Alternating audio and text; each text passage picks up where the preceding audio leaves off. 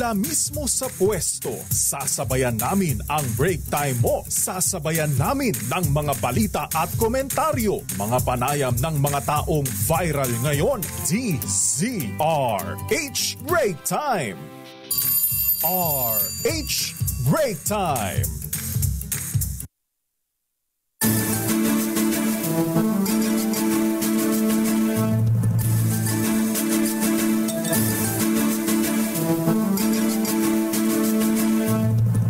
Magandang hapon, Pilipinas.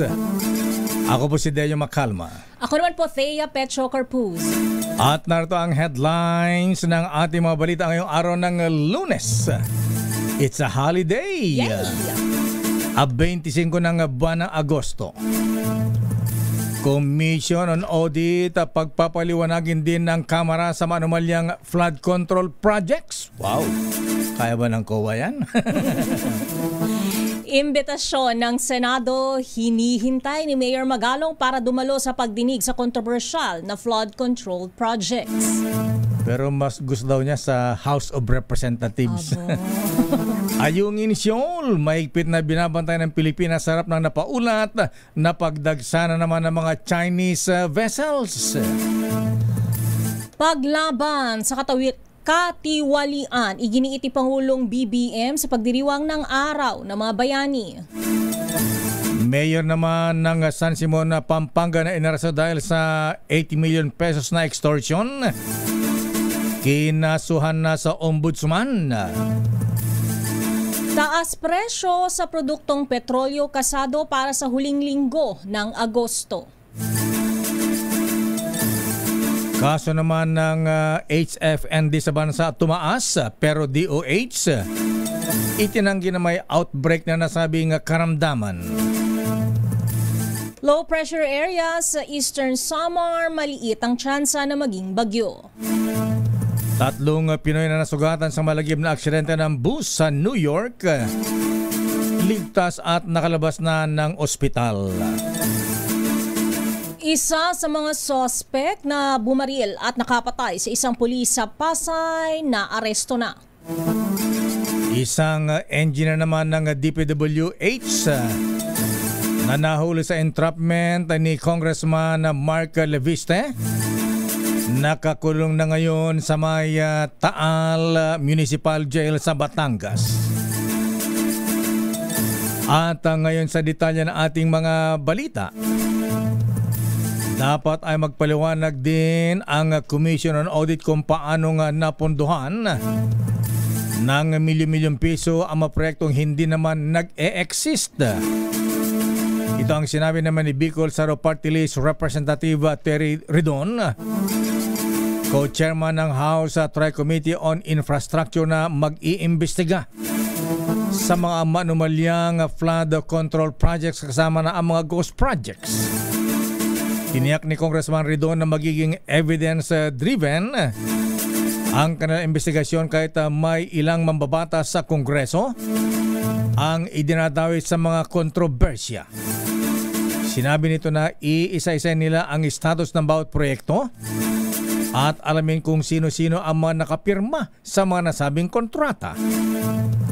Matanda ang uminitang ulo ng Pangulong Bongbong Marcos Jr. nang bisitahin ang fully paid umanong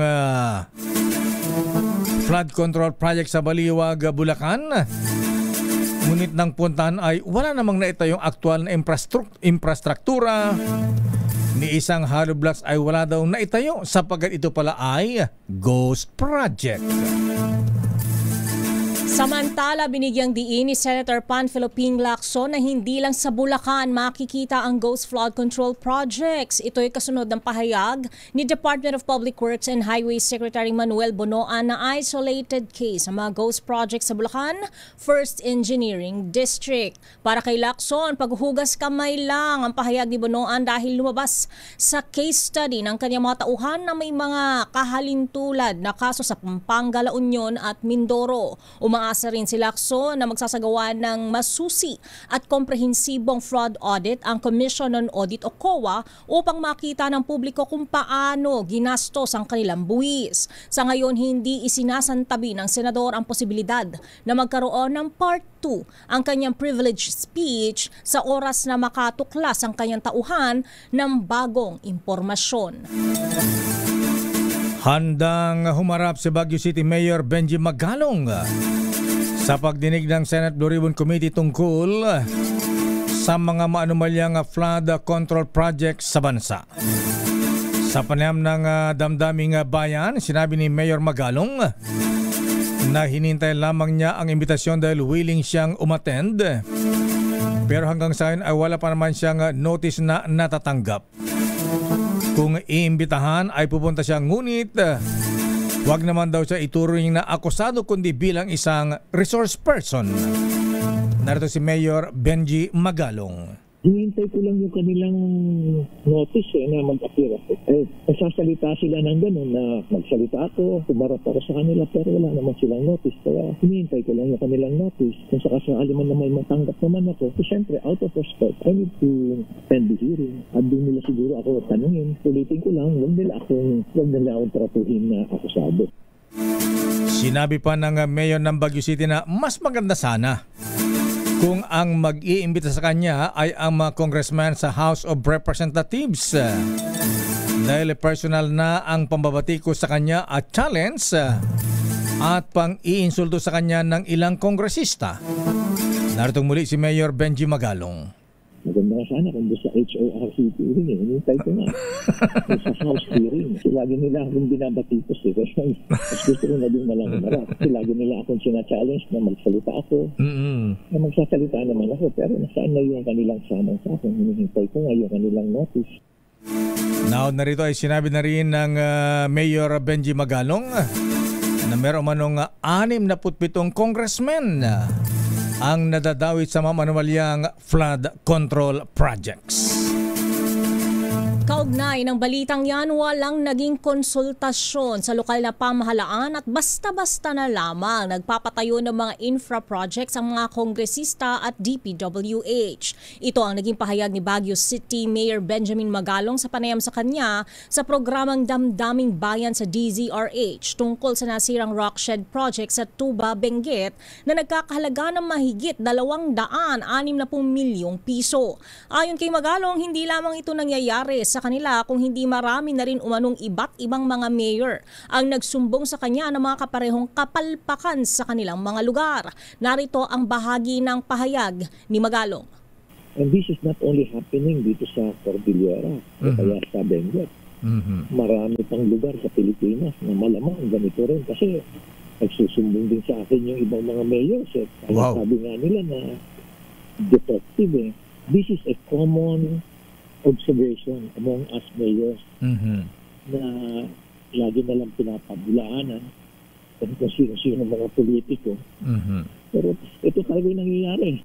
Unang tinawag ni Pangulong Bongbong Marcos na useless o walang silbi at isang uri ng economic sabotage ang naturang rockshed project sa kahabaan ng Cannon Road, Tuba, Benguet ng kanyang ininspeksyonin kasama ni Mayor Magalong. Nasira ang nasabing proyekto na nakaapekto sa kabuhayan ng mga residente bunsod ng soil collapse at rockfall sa kasagsagan ng paghagupit ng bagyo at habagat. Ikinalugod naman ng League of Cities of the Philippines o LCP ang utos ng Pangulong Bongbong Marcos na ibalik ang approval ng mga lokal na pamahalaan sa proyektong pambansang gobyerno. Ito'y nang makarating sa Pangulo ang kaliwat kanang reklamo ng mga mayors na hindi sila nabibigyan ng pagkakataong makonsulta sa ilang flood control projects sa kanilang mga lugar. Ayon kay LCP National President at San Juan City Mayor Francis Zamora, suportado nila ang Pangulong Marcos dahil magiging daan umano ang naturang direktiba para sa mas epektibong implementasyon ng bawat serbisyo para sa publiko.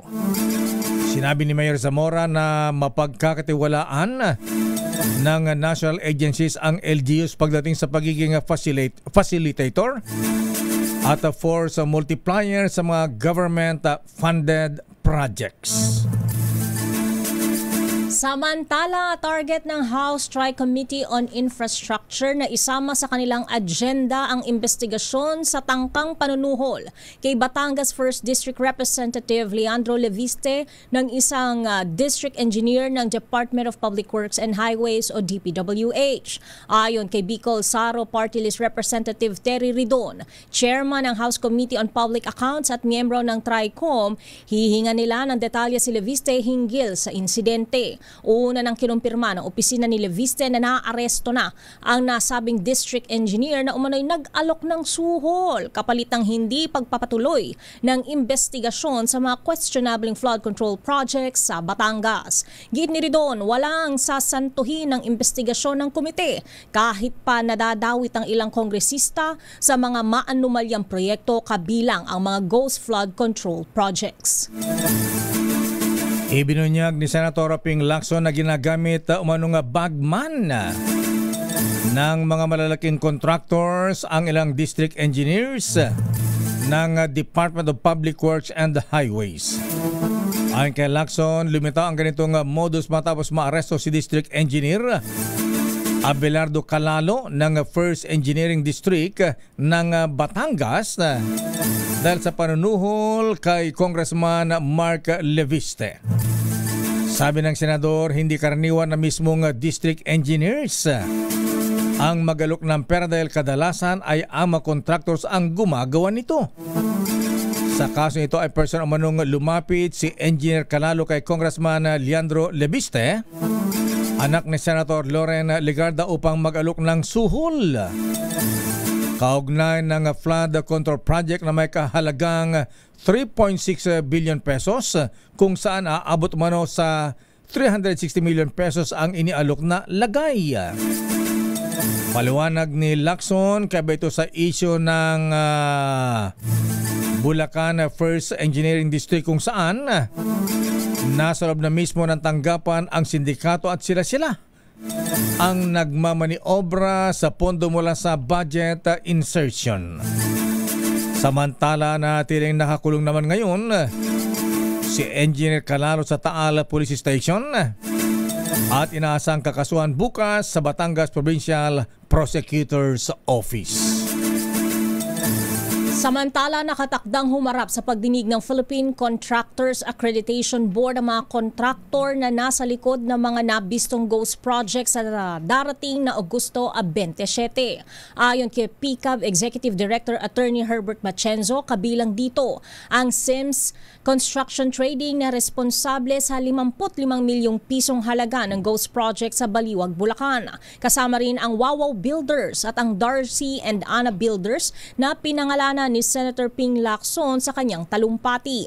Bukod dito, pinadalhan na rin ng summon ang lahat ng kontraktor na kabilang sa top 15 na nakakuha ng 20% ng flood control projects sa buong bansa. Sinabi naman ni Machenzo na nakikipag-ugnayan sila sa DPWH para sa karagdagang detalye tungkol sa mga naging proyekto ng mga nasabing kontraktor. Narito si Machenzo. Dahil po hindi kami kasali o kasama doon sa pag-award ho ng project, hindi ho namin alam anong specifications ng project, na kumpleto ba ito, kailan makukumpleto. Sumulat din ho kami sa DPWH noong, I think noong August 18 po ata, humihingi din ho kami ng detalye tungkol sa kanilang pag-iimbestiga doon sa top 15 ho na ito. Kung ano ho ang naging resulta ng kanilang audit doon sa projects po na ginawa ng top 15. Naghain na ng leave of absence si Engineer Ernie Bagaw na siyang may-ari naman ng EGB Construction Company na isa sa top 15 contractors na nakuha ng 20% na mga flood control project sa bansa batay sa SONA ng Pangulong Marcos. Napagalamang si Bagaw ay isa palang board member ng Philippine Contractor Accreditation Board o PCAB. Ang PCAB ay ang ahensyang responsable sa pagbibigyan ng lisensya at rehistro sa mga contractors para sa mga government projects. Ayon kay Executive Director Attorney Herbert Matienzo, nag-leave na si Bagao mula na ilabas ng Pangulong Marcos ang listahan ng top 15 contractors. Narito si Attorney Matienzo. Nung napangalanan po si Sir Ernie Bagao po yung EGB Construction ng Pangulo, agaran po siyang nag-file ho ng leave of absence po sa board. At ang board naman po ay tanggap po ang kanya pong leave of absence until such time po na ma-clear po ang kanyang pangalan dito po sa issue pong ito. Sa iba pang balita, binabantayan ng Pilipinas ang sitwasyon sa Ayungin Shoal kasunod ng ulat na dumami ang mga barko ng China sa naturang lugar. Sa panayam sa Taguig City, sinabi ni Defense Secretary Gilberto Teodoro Jr. na hindi lang sa Ayungin mayroong pagtaas ng presensya ng mga Chinese kundi sa iba pang mga lugar. Marahil ito ay dahil sa kakatapos lang na exercise alo ng Pilipinas at Australia sa Palawan. Bagamat wala pang nakikitang banta, tiniyak ng kalihim na maayos at nakahanda ang tropa ng pamahalaan sa BRP Sierra Madre. Narito ang bahagi ng pahayag ni Teodoro. At this time, wala po kami nakikita. But of course, laging listo. Hindi mo alam kung ano ang nasa isip ng mga yan. Nagbabala rin si Teodoro laban sa disinformation gaya ng fake news na hinatak ang BRP Sierra Madre sa Ayungin Shoal. Babalikan natin na lang pang detalye ng ating mga balita. Tensyonado pero manageable daw ang nangyayaring sitwasyon ngayon sa Ayungin Shoal dahil sa presensya ng maraming Chinese vessels. Samantala, Mayor ng San Simon, Pampanga inaresto dahil sa 80 million pesos extortion. Kinasuhan na sa ombudsman. At mga kuya, bukas meron na namang oil price increase. Kaya mga kuya, full tank nyo na. At tatlong Pinoy na nasugatan naman sa malagim na aksidente ng bus sa New York. Ligtas at nakalabas na ng ospital. Ang detalye na mabalitang yan sa ating pagbabalik sa ating palatuntunang Break Time. RH Break Time. Oras sa Mr. Cesar Lee, Mr. Michael is my guy. Doktora Isa Suntay, ganap na alas 4:26. Ang oras na Oras sa Lieutenant Larry Francisco. Oras sa Mistea. Alas 4:36 ng hapon.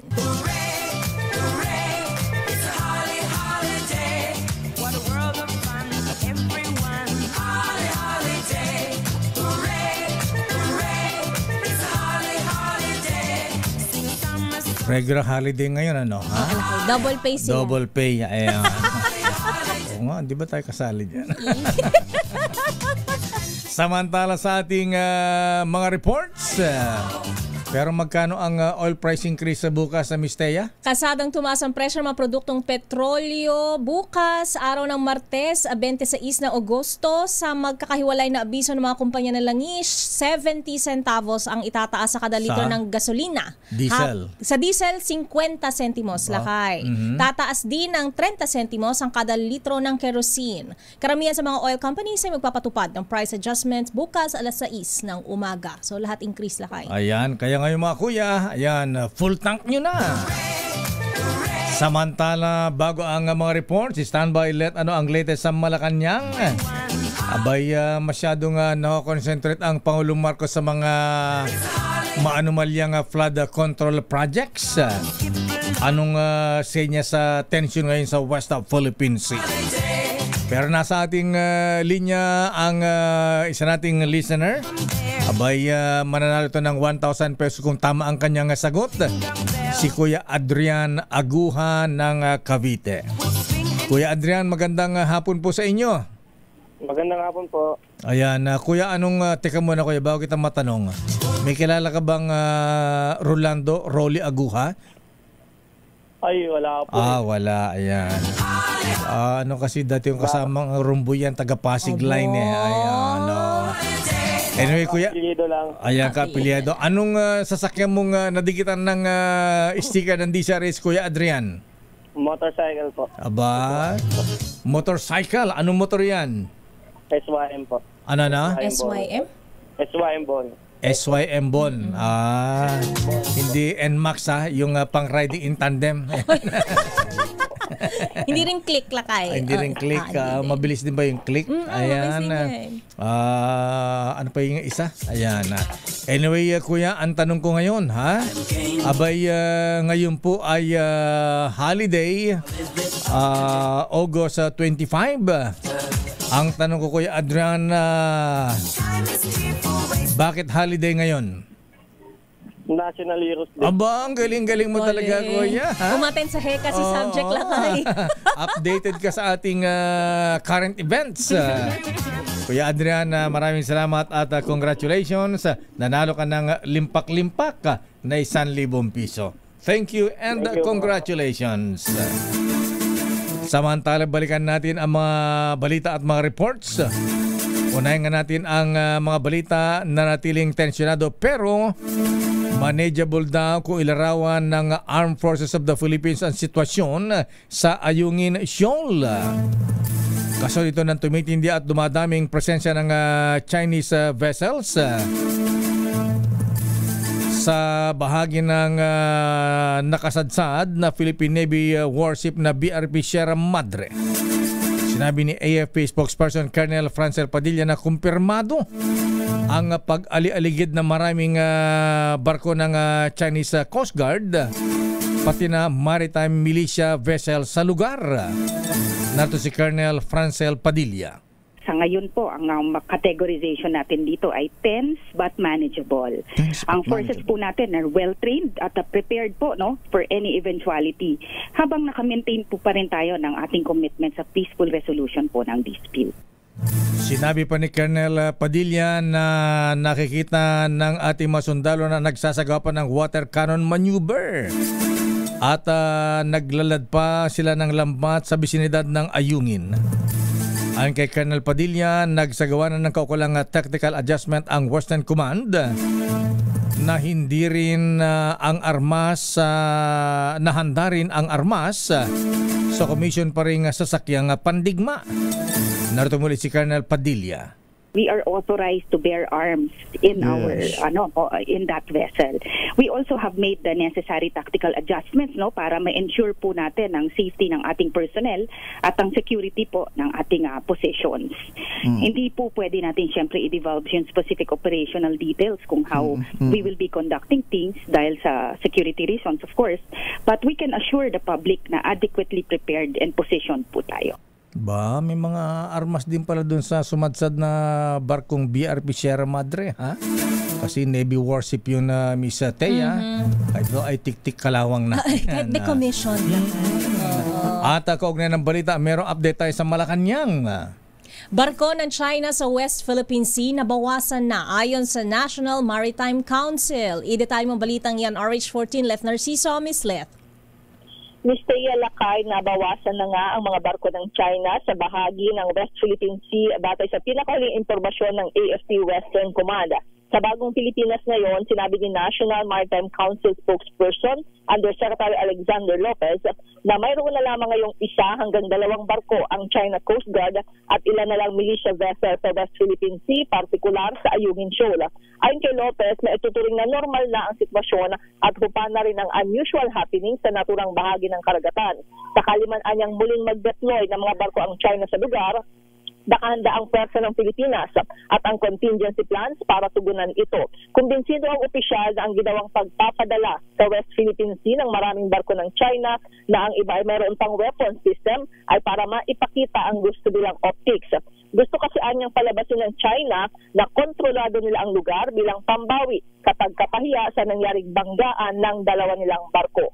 Ito si Leth Narciso para sa DZR. Yes, Akay. Bukas, saan naman pupunta ang Pangulong Marcos? Ayan, nanggaling na ng Bulacan. Ayan, kahapon, Baguio City. Baguio ayan, na rin. Oo. Lahat ba ng B? Ano pang maanumalyang flood control project ang pupuntahan ng Pangulong Marcos bukas? Wala palakay na flood control pero may mga dadaluhang event sa Presidente bukas. Actually, ngayong gabi lakay ay meron siyang schedule. Dadalo siya sa opening ceremony ng World Skills ASEAN Manila 2025 na ginaganap kasi ito dito sa Pilipinas. Tayo ang host lakay dito sa kompetisyong ito ng mga young professional mula sa mga bansang kasapi ng ASEAN. At bukas ay fintech event yan ng DICT lakay. Anong fintech yan? Fintech? Fintech, financial technology. Fintech. Fintech. Okay, ayan. Malaman natin kung abang-abang tayo lakay dun sa mga bibisitahin pang flood control project. Pero sa ngayon ay wala pang ganyan schedule. Pero kasi kasi simula pa lang ulit ng linggo lakay. At mukhang mainit ang ulo ng Pangulong Marcos sa mga sa mga maanumalyang flood control project. Lakay, kaya kita mo naman kasama na doon sa speech niya kanina para sa National Heroes Day para ngayong araw yung paglaban sa korupsyon, katiwalian at mga pagsasamantala daw. Kaya dapat ready lahat lakay, baka biglang mag-surprise visit, di ba? Ang Pangulo. Abangan natin. Kasi sinisilip niya, Mr. Yalaka, yung mga sumbong, ay yung mga reklamong ipinadadala dun sa online portal sumbong sa Pangulo. Anong aksyon sa mga taga DPWH kay Secretary Manny Bonoan? Sa ngayon lakay ay wala pang binabanggit ang presidente o ang Malacanang lakay. Basta ang sinasabi ng presidente ay pananagutin lakay yung mga nasa likod ng mga palpak na proyektong yan. Ayan. Okay nga Rod, maraming salamat Miss Letta mula sa Malacanang. Balik sa inyo lakay at Miss Thea. Ang ating bayan ay parang isang magandang bahay na unting-unting nasisira kasi nadaya tayo sa materyales. Ganyan din ang epekto ng korupsyon. Dumadami ang mahirap, marami ang naapi dahil sa korupsyon. Korupsyon ang problema, kahirapan ang resulta. Di pa tapos ang laban, ipagpapatuloy ko. Sigaw natin noong kampanya, kung walang korap, walang mahirap. Balikan natin ang mga reports. Lakay, kumurap daw kasi. Kumurap ba? Oo. Grabe, free for all ang corruption ngayon. Lakay, subpina sa mga presidente ng mga construction companies na sangkot sa flood control projects. Nilagdaan na ni Senate President Cheese Escudero. I-detalye mong balitang yan. RH28 Raymond Dadpaas. Raymond. Mr. Mayor, nilagdaan na ni Senate President Francis Cheese Escudero ang subpina para sa presidente o may-ari ng mga construction companies na isinasangkot sa mga palpak na flood control projects. Ito ang mga kumpanyang hindi nakadalo sa unang pagdinig ng Senate Blue Ribbon Committee hinggil sa mga flood control project. Sa record ng Senate Blue Ribbon Committee, 10 sa 15 kumpanya ang padadalhan ng subpina. Kinabibilangan ito ni na Luisito R. Tiki, presidente ng LRTK Builders Inc., si Sara Vizcaya, ang presidente ng Alpha and Omega General Contractor and Development Corporation sa Pasig, Lawrence Lubiano, ito yung taga Bicol, ang presidente ng Center Waste Construction and Development Incorporated, Edgar Acosta, presidente ng Highton Construction and Development Corporation, Marjorie Samidan, authorized managing officer ng Samidan Construction sa Mountain Province, Romeo Miranda, ang presidente ng AMO Royal Crown Monarch Construction and Supplies, Maria Roma Angeline Rimando, presidente ng St. Timothy Construction, Aderma Angeli Alcazar, presidente ng Sun West Incorporated sa Bicol, at Yumir Villanueva, ang presidente ng Tapnas Catalyst Builders Incorporated, at ang kilalang general manager ng Wawaw Builders na si Mark Alan Arevalo. Inaasahan ang personal na pagdalo ng mga ito sa susunod na pagdinig ng Senate Blue Ribbon Committee na itinakda sa September 1. Ito si Raymond, Mayor. Bakit yung top notcher, ba't hindi inimbitahan yung legacy na pag-aari ng Alex Alido ba yun? Ano apelyido? Ayan, oo. Ba't hindi kasama sa iimbitahan Raymond? Yung kasing legacy mayor, nagpadala na siya ng kanyang affidavit nung nakaraan. Kumbaga, meron na siyang personality na humarap noong nakarang hearing, pero inaasahan pa rin nila na dadalo din doon sa susunod na pagdinig, Mayor, yung sa Legacy Construction Corporation. Ayan. So, pwede pala affidavit lang. Pero gusto nila humarap din. Humarap na. Paharapin na din dahil yung iba kasi, Mayor, excuse letter ang ipinadala Biglang nagkasakit.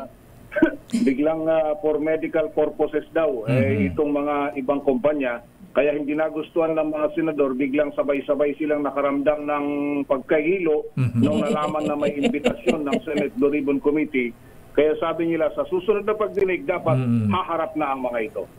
Siyempre, marinig mo lang, Raymond, nakaka-high blood nga naman yun. Naka-nervyos. Lakay. Alon, bigla sila mga naging sex bomb. Sumakit ang ulo ko, sumakit ang bewang ko.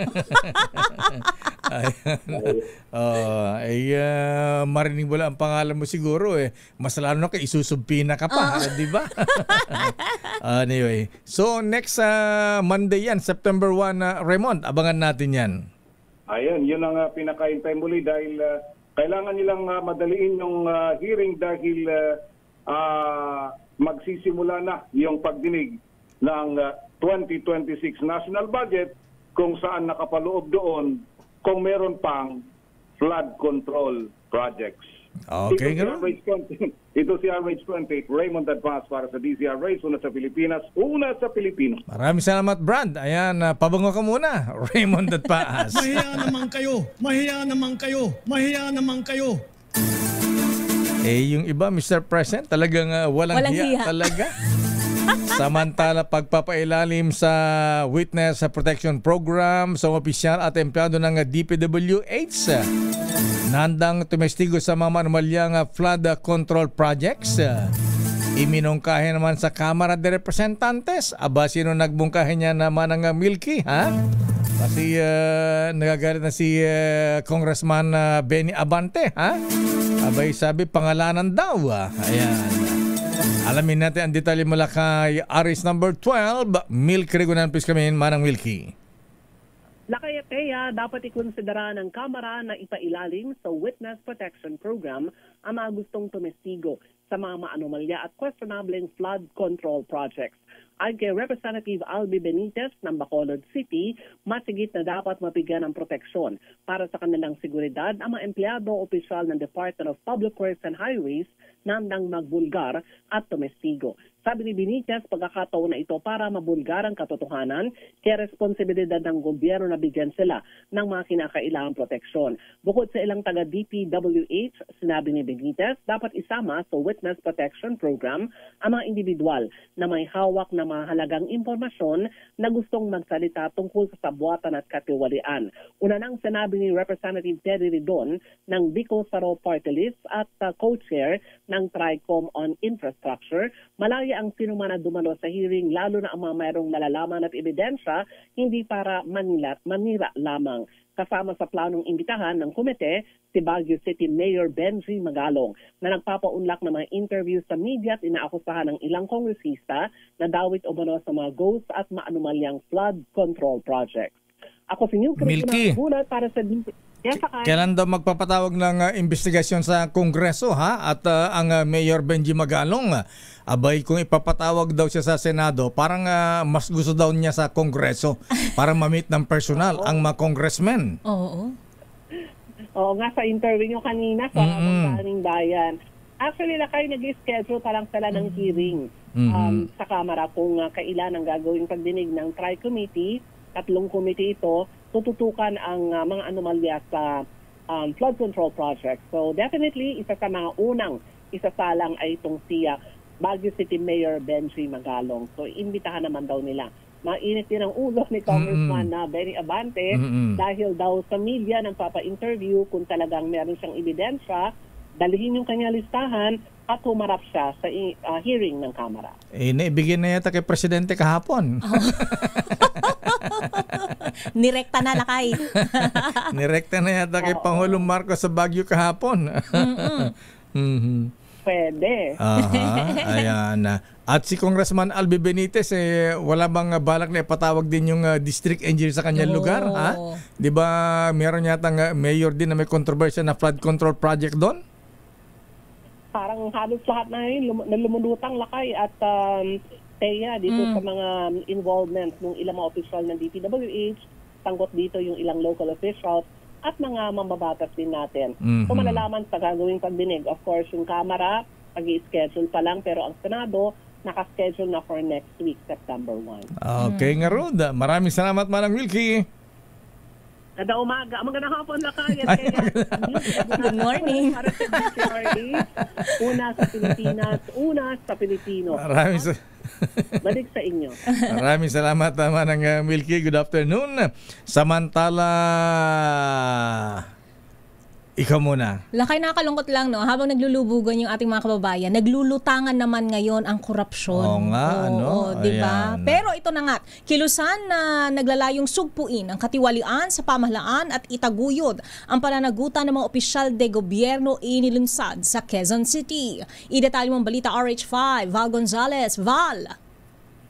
Mr. Mayor, dapat kumanong matigil ang talamak na korupsyon dahil wala itong puwang sa isang makadiyos na bayan. Ito ang inihayag sa paglulunsad ng grupong Artikulo 11, isang kilusan ng mga Pilipinong nagnanais ng makabuluhan, pantay at patas na paghahasik ng katarungan laban sa manumalyang proyekto ng bayan.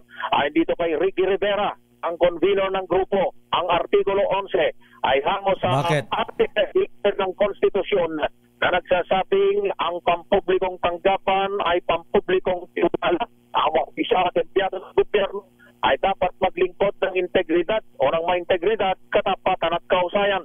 Kasama sa mga bumubuo sa Artikulo 11 ay kinabibilangan ni na dating Congressman Edwin Singada, ang acting president ng Liberal Party, Attorney J.D. Bautista ng United National Alliance, at itong sina Attorney Luke Espiritu at Calyodi de Guzman, kapwa mga labor leader. Ayon kay Tanyada, kung seryoso talaga si Pangulong Bongbong Marcos Jr. na tuldukan ang katiwalian sa gobyerno, dapat aniyang bumikha ito ng isang komisyon na mag-iimbestiga para dito at huwag gayang gawin ito ng mga mambabatas na aniya ay sangkot din sa katiwalian. Sa paghimok ng President Marcos, kabilang sa gagawin ng Artikulo 11 ay ang shame campaign at isulong ang pagpapanagot sa mga politiko at iba pang nasa likod ng korupsyon gaya ng manumalyang flood control projects. Ako si Val Gonzalez, DZRH, una sa Pilipinas, una sa Pilipino. Maraming salamat, Val. Butit shame campaign lang, ha? Aba, itong isang listener natin na itago natin sa pangalang Ben. Ang sabi niya, nasaan ang mga vigilantes? Wow! Sana mag-sample. Wow! Nakakatakot naman yun. Lupit na yan. Sigaw natin noong kampanya, kung walang korap, walang mahirap. Hindi lamang ito pang slogan o pang poster. Ito ang mga prinsipyong tinatayuan at nagsisilbing batayan ng ating administrasyon. Kung walang kurap, walang mahirap. Nga naman. Hindi lang kumurap pala, Lakay. Pikit mata. Samantala, bangkay ng lalaki natagpuan sa Pasig River sa may Santa Mesa, Manila. Boy Gonzalez, please come in. Boy G. Lakay, Teya, natagpuan ng isang hindi pa nakilalang bangkay ng lalaki sa Pasig River malapit sa PUP Pureza Ferry Terminal sa Santa Mesa, Manila, Lunes ng umaga. Ayon sa Manila Police District, bandang alas 8:20 ng umaga na makita ng Seaman First Class na si Christian Mayaw ng Philippine Coast Guard ang lumulutang na katawan at agad itong ipinagbigay alam sa mga tauhan ng Manila Police District. Agad naman nagresponde sa lugar ang mga tauhan ng Santa Mesa Police Station at kasama ang kanilang mga beat patrol. Ayon sa pulisya, biktima ay nakasuot ng puting t-shirt at kulay kahel na short. Patuloy na iniimbestigahan ngayon habang inaalam ng mga tauhan ng Homicide Section ng MPD ang pagkakilanlan ng naturang lalaki. Ito si Boy Gonzalez para sa DZRH, una sa Pilipinas, una sa Pilipinas. Maraming salamat, Val Gonzalez Dumagoso. Samantala, 2 convenience store sa Silang at Dasmariñas, Cavite magkasunod na hinold up ng riding in tandem. Idetalye mo balitang yan. RH27, Noche Kakas, Noche. Miss Thea at Lakay, magkasunod na hinold up ng riding in tandem ang Alpha Mart convenience store sa lalawigan ng Cavite. Unang pinunterya ang Alpha Mart store sa Barangay Iba, Bayan ng Silang, kung saan 2 lalaki ang pumasok at nagpanggap na customers. Maya-maya lang bumunot ng baril ang pangalawang suspect at tinutukan ng baril ang store crew at tinutusang ilagay ang lahat ng pera sa pantalon ng suspect. Pinapasok sa CR isang biktima habang ang isang biktima naman pinabubuksan ang vault sa stockroom, kinuha at tumakas sakay ng motorsiklo. Sumunod ring hinold up ang Alpha Mart convenience store sa Barangay San Jose, Dasmariñas City. Kapareho rin ang modus ng 2 hold-upper. Tinutukan rin ng baril ang 2 empleyado, kinuha ang pera sa vault at tinangay ng mga suspect. Sa salaysay ng mga biktima na sa 5 feet 4 inches ang taas, katamtaman ang pangangatawan at nakasuot ng face mask, gray jacket at pants, habang isang suspect nakasuot naman ng hoodie jacket at pants at nakasuot rin ng face mask. Patuloy naman ang backtracking ng Cavite PNP sa 2 magkakahiwalay na robbery hold-up incident sa Silang at Dasmariñas City sa lalawigan. RH27, nagtikaka sa DZRH, una sa Pilipinas, una sa Pilipino. Maraming salamat, Noche. Muchas gracias, buenas tardes. Balik na naman ang mga riding in tandem. At nagbigay pugay naman si Vice President Inday Sara Duterte Carpio sa lahat ng mga Pilipinong nag-alay ng buhay at sakripisyo para sa bayan ngayong araw ng mga Bayani National Heroes Day. Batay sa mensahe ng Vice Presidente, binigyan din ni VP Sara ang tapang at kabayanihan ng mga ninuno na lumaban para sa kalayaan ng Pilipinas. Kinilala rin ng Vice Presidente ang mga makabagong bayani tulad ng mga sundalo, mga guro, doktor, nurse at iba pang frontline workers na patuloy na nagsisilbi sa gitna ng bagong hamon ng panahon. At pinapurihan din ni Vice President Sara ang mga overseas Filipino workers na nagsumikap at nagsakripisyo para sa kanilang pamilya at para sa bansa. Samantala, pinangunahan ni Pangulong Ferdinand Marcos Jr. ang pagdiriwang ng National Heroes Day ngayong araw sa isang seremonya sa libingan ng mga bayani sa Taguig. Bukod sa pagkilala sa mga Pilipinong nagbuwis ng buhay, seguridad at kabuhayan, ginunita rin ang Pangulo ang lahat ng mga Pinoy na tapat na naglilingkod, nagmamalasakit at nagmamahal sa bayan. Sabi ni Pangulong BBM, nakikita ito sa pang-araw-araw na gawain ng mga magsasaka, mga mangingisda, mga guro, healthcare worker at mga manggagawa. Kasabay nito ang pagpuna naman sa ilang mga pinipili ang sariling interes at kapakanan kaysa sa bayan at sa kapwa Pilipino at kahalagahan ng paglaban sa mga katiwalian sa bansa. Binigyan diin nito na hindi lamang salapi ang ninanakaw ng mga tiwali kundi maging ang kalusugan, pangarap at kinabukasan ng mga susunod na henerasyon. Narito ang Pangulo. Sa hangaring ito ang pangako ng inyong pamahalaan. Hindi namin kayo iiwan. Pananagutin namin ang lahat ng sangkot sa anomalya at katiwalian. Ilalabas natin ang buo at pawang katotohanan at titiyakin natin hindi na mauulit ang kawalan ng respeto at malasakit sa taong bayan. Kaya't magtulong-tulong tayo upang labanan ng korupsyon, labanan ng pag-aabuso sa tungkulin, labanan ang pagyurak sa ating karapatan. Mahiya naman kayo, mahiya naman kayo, mahiya naman kayo. Ayan na magsampol kayo, Mr. President. Ayan, galit na ang Pangulong Marcos. Samantala, bago ang balita ng showbiz, abay bati mo natin na happy birthday ang presidente ng PMA Sandigan 82, retired General Lysander Suerte. Mr. Lysander Suerte, ha? Happy birthday at happy birthday din kay Kuyang Franklin Lim ng Toyota Quezon Avenue. Binabati ni Kuyang Alex Flores ng Toyota Valenzuela. Happy birthday din kay Kuyang Jay Cervantes at siyempre kay birthday din pala kahapon ni Senator Tito Sen. Ayan, binabati ng mga brethren sa Andres Bonifacio Masonic Lands kay Senator Kiko Pangilinan at Senator Mark Villar. Happy birthday kay Kuyang Noel Sakay at kay Araceli Orlador. Ayan, wala kay batchmate Edgar Orlador. Happy birthday at belated happy birthday din para hindi po sa mga hindi pa nakabate, abay belated happy birthday kay Justice Roberto Deca Quiros ng Court of Appeals. At si Dean Amado Valdez pala nag-invite sa kanyang book launching Misteya. Ayan, alam mo yung title yung kanyang libro, They Will Be in Heaven. Wow! Sino mapunta sa heaven? Before the Devil Knows. By Dean Amado Valdez. Ilolons ito sa September 11 pala. Ayan, dyan po sa Conrad's Hotel. Ayan, congrats. And good luck sa book launch mo, Dean Amado Valdez. Ang title po ay They Will Be in Heaven. Ayan, Before the Devil Knows. Tungkol kaya sa itong libro nito, Curious lang kayo. Title pa lamang intriguing. Parang may mga anghel at mga demonyo.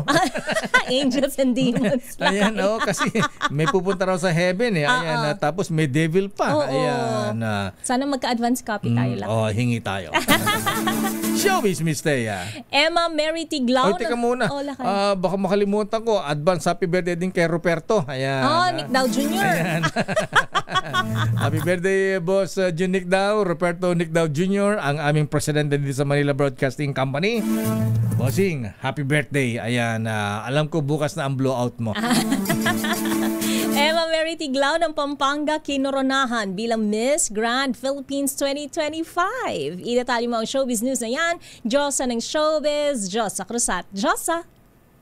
Miss Thea at Lakay, kinoronahan si Emma Mary Tiglao ng Pampanga bilang Miss Grand Philippines 2025 kagabi yan sa Grand Coronation Night sa SM Mall of Asia Arena.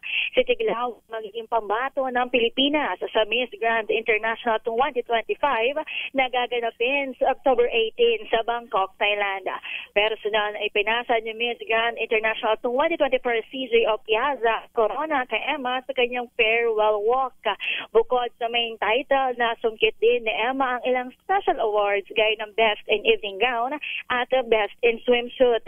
Tila makasaysayan ang panalo ni Emma dahil siya na ang ika-4 na kapampangan na nagwagi ng major na title sa nakaraang dekada. Samantala, tinanghal naman Miss Asia Pacific International Philippines 2025 si Anita Rose Gomez ng Zambales. Miss Reina Hispano-Americana Philippines naman si Francesca Beatriz Macleland ng Aklana. Nakamit naman ni Nikki Benapen ng Quezon City ang titulong Face of Beauty International Philippines at si Michelle Arceo ng Taguig City bilang Miss Tourism World Philippines. Para sa runners-up, itinanghal na first runner-up si Margaret Briton ng Bicol Region at the second runner-up si Beatriz Angela Ocampo ng Rizal Province. Inaasahang magsisimula na ang kanilang training para sa iba't ibang international pageant sa susunod na buwan. Para sa break time. Diyosa. Yes, Lakay. Si Miss Tiglao ba, anak ba yan ni dating press secretary? Dati ambassador Bobby Tiglao? Wala ako. Wala ka alam dyan. Hindi ko pa nababalitaan. Lakay, babalikan kita dyan bukas. Pero maganda siya, Lakay. Oo nga, siyempre. Reyna. Ayan. Sumali ba sa Reyna ng Aliwan ito? Ayan. Hindi pa din. Parang hindi na. Diba? Ayan. Para siyang newscaster. Parang may mga lumalabas na mga clips niya na nagbabalita siya online. Okay. Kasama pala sa hanap buhay yan. Okay, good luck Miss Tiglao and good luck Miss Diyosa Cruzat sa iyong pagsali sa Reyna ng Aliwan next year. 30 years old na pala siya, Lakay. Si Diyosa? Emma Mary. Hindi. Si Emma Mary Tiglao. Bata pa. Oo. Pasok. Okay, maraming salamat, Miss Josa. Balik sa inyo, Lakay at Miss Thea. Ilang days before Christmas, Miss Thea? 122 days. Bilis ng panahon. Mano po, Ninong? Email ko na lang sa'yo. Yung isa kong Ninong, Lakay. Magkano daw palitan, Lakay? Ganun. Oo nga pala. Hindi, holiday ngayon. Holiday wala. Yan. Magandang hapon, Bossing. Mr. Michael Ismagay ang ating business correspondent. At ayan ang kabar natin palatuntunan ng break time. Ako po si Deo Macalma. Ako naman po, Thea Petro Corpuz. Mga balansyadong balita susunod na. Henry Uri at Miss Kay Karen Oyong. Bye-bye!